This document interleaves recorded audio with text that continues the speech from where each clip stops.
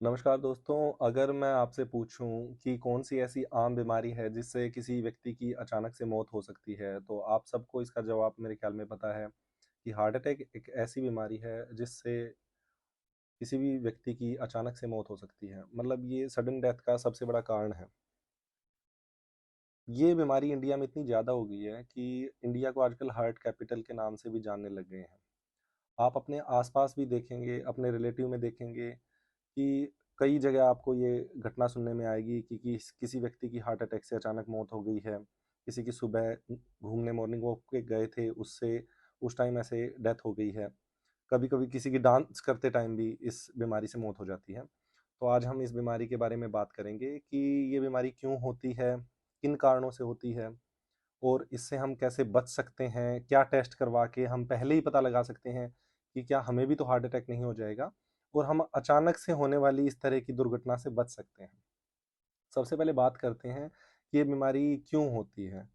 तो दोस्तों, असल में हमारी पूरी बॉडी को जो सप्लाई करता है वो है हमारा हार्ट। पर कुछ आर्टरीज हमारे हार्ट को भी तो सप्लाई करती हैं। तो इस बीमारी में क्या होता है कि हार्ट की जो आर्टरीज हैं, जो हार्ट को सप्लाई करती हैं, जो धमनियाँ, वो ब्लॉक हो जाती हैं क्योंकि वो बहुत पतली होती हैं। और जब भी आपका कोलेस्ट्रॉल लेवल बढ़ता है और कोलेस्ट्रॉल के प्लेक जमना स्टार्ट हो जाते हैं, कई बार ये कैल्शियम प्लेक भी होते हैं, तो वो वैसे तो बॉडी में और जगह भी जमते हैं, पर वहाँ पे वो बहुत ज़्यादा आपको जानलेवा कोई सिम्टम क्रिएट नहीं करेंगे। आपको हाथ में दर्द हो सकता है, बॉडी पेन हो सकता है। पर जब वो ऐसे प्लेक आपके हार्ट को जो सप्लाई कर रही हैं आर्टरीज उसमें जमते हैं, तो आपका हार्ट एकदम से पंप करना बंद कर देता है, जिससे पूरे बॉडी की सप्लाई अफेक्ट होती है और आपको हार्ट अटैक होता है और आपकी सडन मौत हो सकती है। अब ये तो हो गई ये बीमारी कैसे होती है। अब बात करते हैं कि ये बीमारी किन कारणों से होती है। भाई, क्या ऐसे कारण है कि आपको ये प्लेग जम सकते हैं।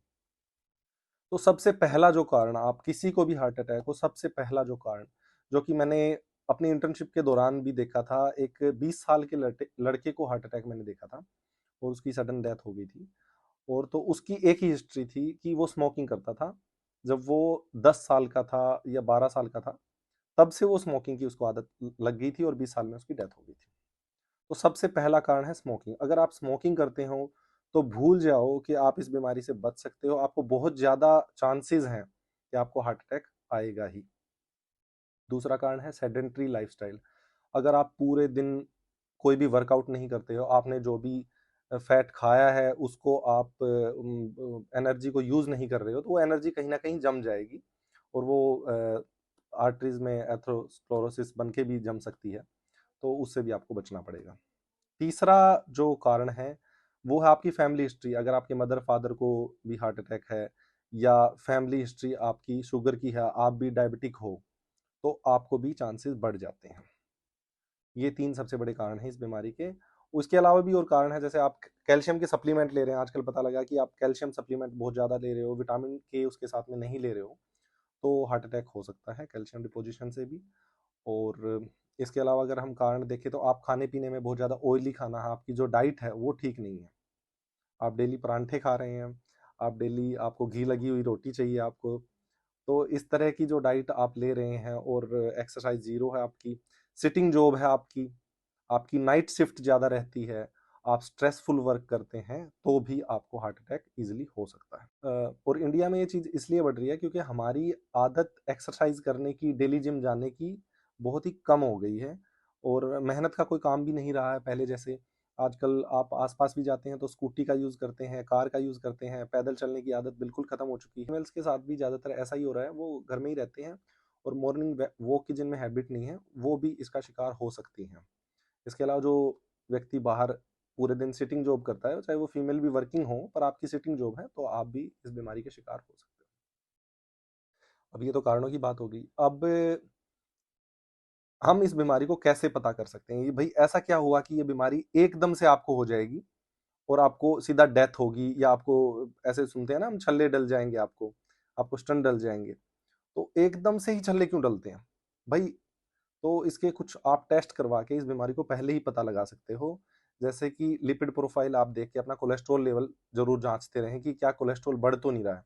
और एक बार जरूर ध्यान रखें कि लिपिड अगर आपका बढ़ा हुआ है, अगर आपका कोलेस्ट्रॉल लेवल बहुत ज्यादा बढ़ा हुआ है, तो इसका ये मतलब बिल्कुल नहीं है कि आपको हार्ट अटैक हो जाएगा। लिपिड बहुत सालों तक जब आपका बढ़ा रहेगा, तो वो हार्ट अटैक होने के चांसेस को बढ़ा देता है। मतलब इस बात को इस तरीके से समझो कि आपके खून में कोलेस्ट्रॉल बहुत ज्यादा है, पर वो डिपॉजिट हुआ है या नहीं, इसका अभी कुछ नहीं पता है। तो लिपिड प्रोफाइल बस आपको एक अंदेशा देती है कि आपकी भाई डाइटरी हैबिट अच्छी नहीं है, या आप एक्सरसाइज करना स्टार्ट करो। अब दूसरा जो टेस्ट है वो है ईसीजी। ईसीजी भी आपको इसके बारे में, उसमें भी वेरिएशन आपको मिलेगा कि आपको हार्ट अटैक हो सकता है। पर ईसीजी को मैं एक बहुत बढ़िया टेस्ट प्रिवेंशन के लिए नहीं मानता, क्योंकि ईसीजी आपको, जब आपको 50% से ज्यादा हार्ट ब्लॉकेज हो जाएगा, तो वो उसमें थोड़े वेरिएशन आपको दिखेंगे। तो आपको पहले ही ये बात नहीं बताएगा कि आपको कुछ अपनी लाइफ में चेंजेस करने चाहिए, आप हार्ट अटैक का शिकार हो सकते हो। क्योंकि आज हम बात कर रहे हैं कि आप इस बीमारी से बच कैसे सकते हैं, इसलिए मैं बार बार ये कह रहा हूं कि ये टेस्ट भी काम का नहीं है। बाकी तो ये सारे टेस्ट काम के हैं अगर कोई हार्ट पेशेंट है उसके लिए। तीसरा जो टेस्ट है वो इको नाम का टेस्ट है। दोस्तों, इको एक तरह का अल्ट्रासाउंड होता है जिसमें आपके हार्ट, ये हार्ट पंपिंग कैसे कर रहा है उसकी इमेजेस आती हैं। तो उसमें आपकी आर्टरीज के बारे में कुछ भी नहीं आता है। तो एक हिसाब से अगर आर्टरीज कम काम कर रही हैं, उनमें कहीं ब्लॉकेज है, तो आपकी पंपिंग में उसका इफेक्ट दिखेगा। तो वो भी एक टेस्ट है जो आप पहले करवा के पता कर सकते हैं। लास्ट टेस्ट जो डॉक्टर आपका करते हैं वो है एंजियोग्राफी। अब एंजियोग्राफी में क्या होता है, ये पूरा एक प्रोसीजर लंबा होता है, इसके ड्रॉबैक्स बहुत हैं। और जब ये बिना डॉक्टर की रिकमेंडेशन के आप करवाएंगे उसमें भी दिक्कत है, आपका पूरा दिन भी लगेगा, महंगा टेस्ट भी है। तो ये भी प्रिवेंशन के लिए आप इसको करवाएं, वो भी कुछ ठीक नहीं है। बिल्कुल आपको बहुत ज़्यादा कंप्लेंट्स आ रही हैं, तो आप प्रिवेंशन के लिए इसको चेक करवाने के लिए अपने हार्ट को ये करवा भी सकते हैं। आजकल जो सबसे बढ़िया मुझे इसका जो टेस्ट लगता है वो है सिटी एंजियोग्राफी। वो टेस्ट आपको पहले ही, मतलब इसमें पूरा आपका दिन भी खराब नहीं होगा, एक घंटे में 2 घंटे में आपका टेस्ट हो जाएगा। कोई इसमें कोई प्रोसीजर भी नहीं है, बस एक आपका सीटी स्कैन होगा, आपको एक दवाई पिलाई जाएगी, फिर आपका सीटी स्कैन होगा, और ये टेस्ट आपको पहले ही बता देगा कि आपके हार्ट में कितनी ब्लॉकेज है। आप ये मान के चलें कि किसी को भी हार्ट अटैक आता है तो आप सुनते हैं कि उसकी 90% जो नसें हैं वो ब्लॉक हैं, 80% ब्लॉक है आपकी दो, किसी की 80% ब्लॉक है, किसी की बताते हैं कि दो 80 है, एक 90 है, अभी तो इसको स्टंट डालना ही पड़ेगा। तो आप ये मान के चलें, अगर उस व्यक्ति को पहले ही ये पता लग जाए कि उसका हार्ट 50% ब्लॉक है या उसका हार्ट 30% ब्लॉक है, तो पहले से ही अपनी पूरी केयर करना स्टार्ट कर देगा, और स्टंट से और उन दवाइयों से जो रोजाना उसको पूरी जिंदगी खानी पड़ेगी, उनसे वो बच सकता है। आपसे यही कहना है कि अगर आपके सिटी एनजीओ में कोई दिक्कत आई है, तो आप अपने लाइफस्टाइल को बदलें, और क्या क्या प्रिवेंशन करते हैं जो मैं अब आगे बताऊंगा वो सारी आप करें, और आप पहले ही हार्ट अटैक की दिक्कत से बच जाएं। तो सबसे पहली चीज जो सबको करनी चाहिए, चाहे हार्ट की बीमारी हो ना हो, और बीमारियों को भी बचाती है, वो है एक्सरसाइज।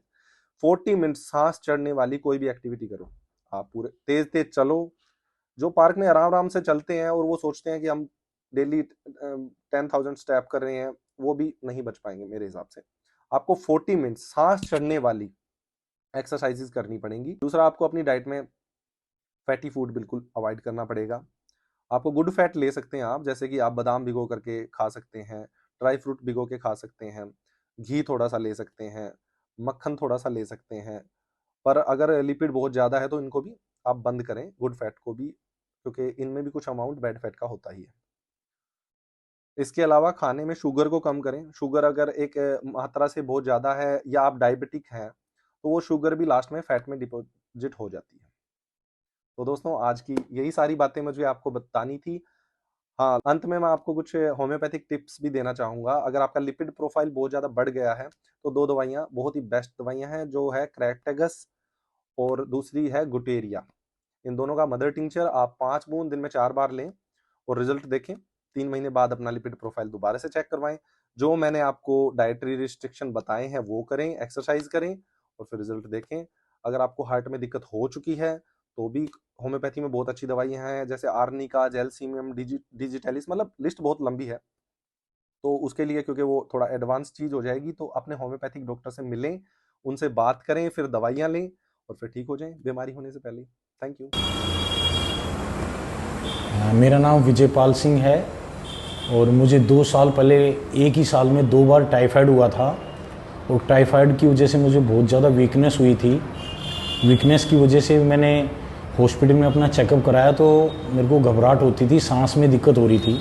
चेकअप कराने के दौरान मैंने 2D इको टेस्ट कराया और डॉक्टर्स ने मुझे बोला कि आपकी हार्ट की पंपिंग बहुत ज़्यादा कम हो गई है और उसकी हार्ट की पंपिंग मात्र मेरी 20% थी और मुझे स्टंट्स लगवाने के लिए राय दी गई कि आपको कभी भी हार्ट अटैक हो सकता है, आपकी अकस्मात मौत भी हो सकती है। तो मेरे को सुनील सर के बारे में यहाँ पता चला कि यहाँ होम्योपैथिक मेडिसिन देते हैं और होम्योपैथिक मेडिसिन का जड़ से इलाज होता है। तो मैं सर के पास 22 मार्च 2022 को मतलब आया और मैंने अभी रिसेंटली मेडिसिन लेने के बाद अभी अपना चेकअप कराया तो मेरा वो इजेक्शन फ्रैक्शंस जो हार्ट की पंपिंग है वो मेरी 55 हो गई है, जबकि पहले मेरी 20 थी और मेरी बाकी इंग्लिश दवाइयाँ आधे से भी ज़्यादा ख़त्म हो गई हैं। डॉक्टर हैरान थे जब आज मैंने चेकअप कराया कि इतने कम पीरियड के अंदर इसकी 20 से 55 हो गई है। नॉर्मल कितनी रेंज? नॉर्मल हमारी जो होती है वो 50 से 65 के बीच में होती है और my ejection fraction is now recently today 19/9/2023 को मेरी इजेक्शन फ्रैक्शन है जो 55% है, जो कि एक स्वस्थ व्यक्ति की होती है। तो मैं आपको घबराहट वगैरह या फिर कोई घबराहट नहीं। मुझे एक प्रॉब्लम होती थी, जब मैं लिफ्ट में जाता था तो मुझे घबराहट हो जाती थी कि मैं लिफ्ट से बाहर निकलूं और किसी तरह सांस लूं और इतनी मेरे दिक्कत थी। लेकिन अब मैं लिफ्ट में जाता हूं तो मुझे कोई फील भी नहीं होता कि मैं लिफ्ट में हूँ। और स्विमिंग बहुत अच्छा लगता है। पहले स्विमिंग में पूल में जाती मुझे बहुत फील होता था क्या हो गया मेरे साथ, भागूं बाहर, और अब मैं धड़ल्ले से स्विमिंग कर सकता हूँ और एक्सरसाइज कर सकता हूँ, जिम वगैरह। मेरी लाइफ स्टाइल ही चेंज हो गई है। Homeopathic medicine. Thank you Sunil sir.